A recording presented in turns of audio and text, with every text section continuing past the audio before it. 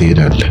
ተምረህ ደግሞ ማንበብ ያቆምክ ቀን ሰብስክራይብ ካላደረጋችሁ ሰብስክራይብ እንድታደርጉ። ራሳቸውን መግለጽ የሚችሉ ሰዎች፣ የያዙትን ነገር መሸጥ የሚችሉ ሰዎች ጥሩ ተናጋሪዎች ናቸው። ትልቁ ዓለም ላይ ያለው ስራ ሴልስ ነው። ዓለም የደላላ ናት። የግድ ፕሮዳክት ሊኖርህ አይገባም። የግድ ፋብሪካ ማቋቋም የለም።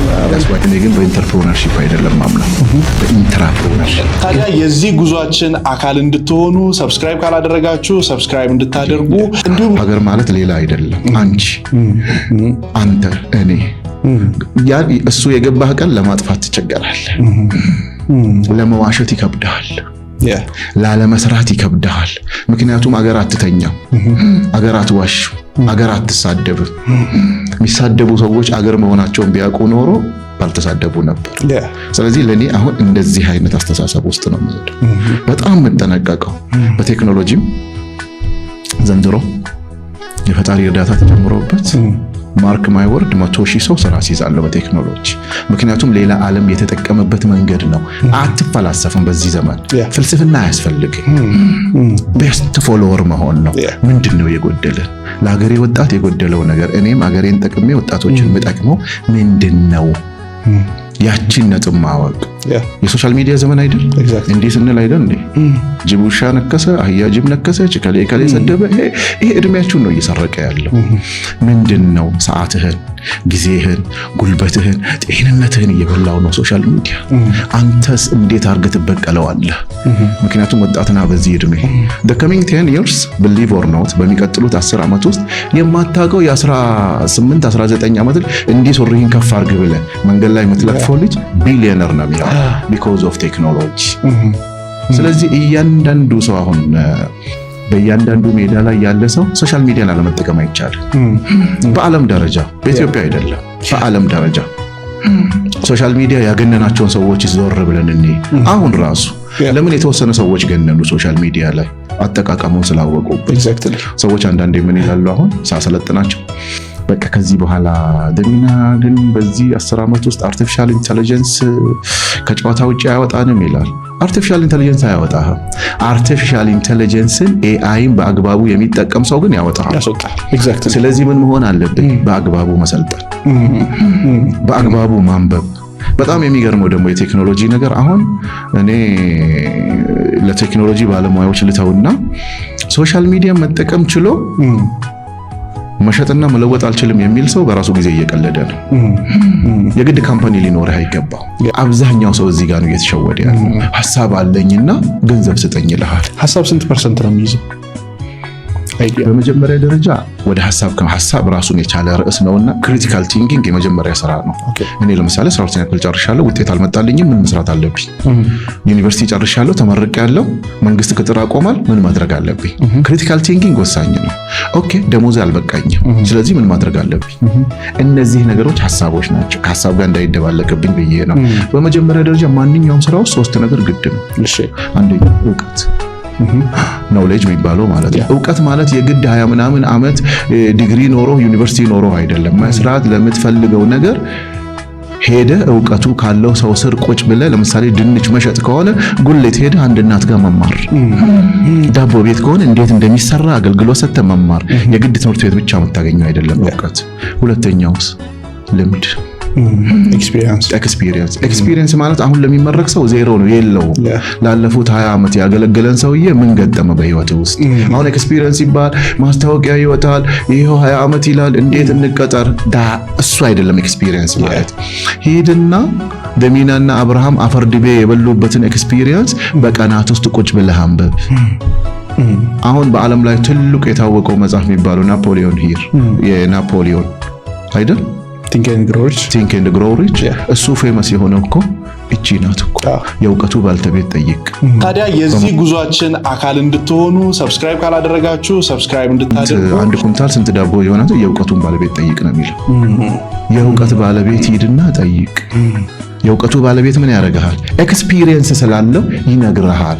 ስለዚህ የዛን ሰውዬ ኤክስፒሪየንስ ማለት ቀዳው። ሶስተኛው የመጀመሪያው እውቀታል፣ ሁለተኛው ልምዳል፣ ሶስተኛው ምንድነው? ቆራጥነት፣ ኮሚትመንት።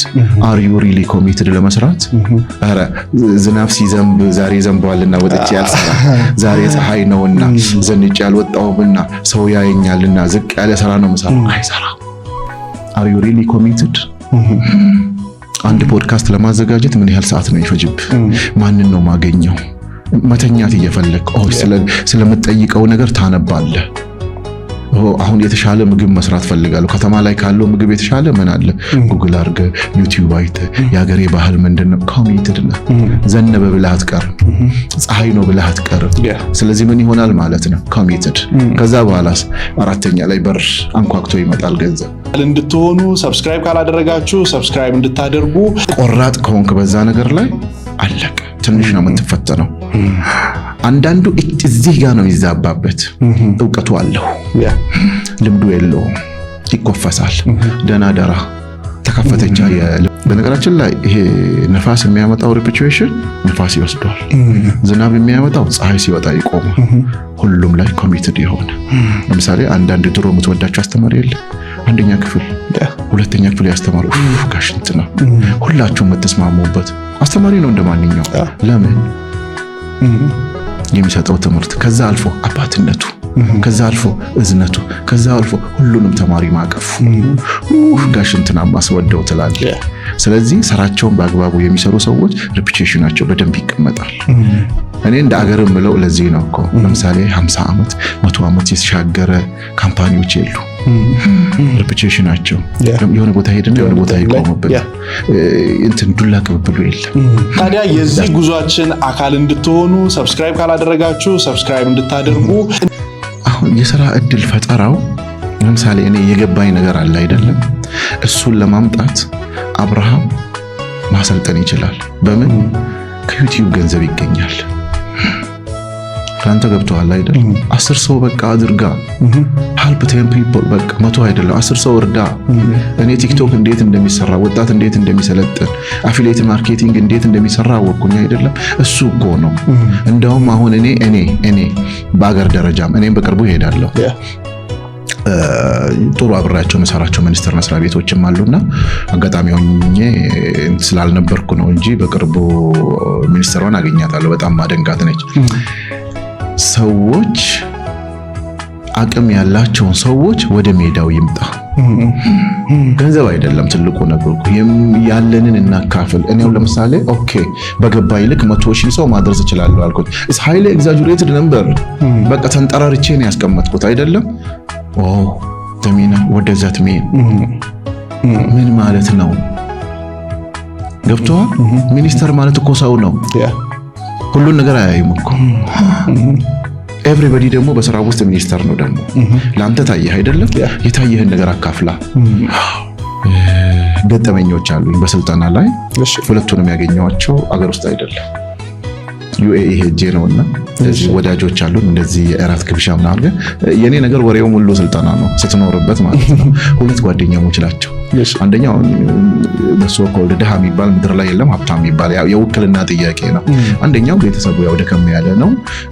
አብረው ነው የተማሩት፣ ግራጁዌት አደረጉ። እኩል አንድ ክላስ ነው የጨረሱት፣ ዲፓርትመንት አንድ ላይ ነው የጨረሱት። ምን ያደርጋል ይሄኛው እናት አባቴ ርስት የላቸውም ማለት በቃ ድሆች ናቸው፣ የቻሉትን ያህል አስተምረውኛል አለ። እነሱን መጦር አልቻልኩም፣ በቃ እኔ ከሀገር ተሰደድኩኝ። ለዚህ ነው ምለፋው ምን ተፋተበው በቃ የምትለው ነገር ይገባኛል አለ። ጓደኛ ሳልኩት ተቃራኒ ነን። የመጨረሻ የሀብታም ልጅ ለመዝናናት ዩሮፕ የሚሄድ ልጅ እንዴ አልገባኝም አልኩት። ቶሎ ነገር አይገባኝም፣ ሲገባኝ ደግሞ በደንብ ይገባኛል።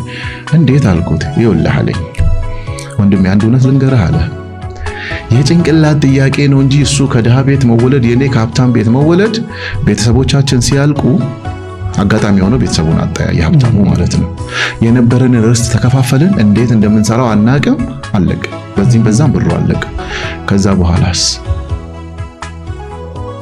መሸከም አቃተኛል። የነበርኩበትና መውረዱን ማለት ነው። ተሰደድኩኛል እና የማጥፋት ነው አልኩት። ስማኛል ላሰለጥናቸው እጄ ሰለጥናለሁ ምለው ለዚህ ነው።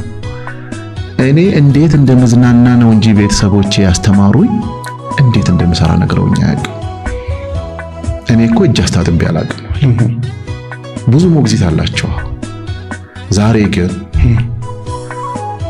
ትልቅ ትምህርት ምለው አለ ፕሌስ ገንዘቡ ዕውቀቱም ሀብቱም አለ የምትሉ ልጆች ወይም ቤተሰቦች ልጆቻችሁን እውነተኛውን ዓለም አሳዩአቸው።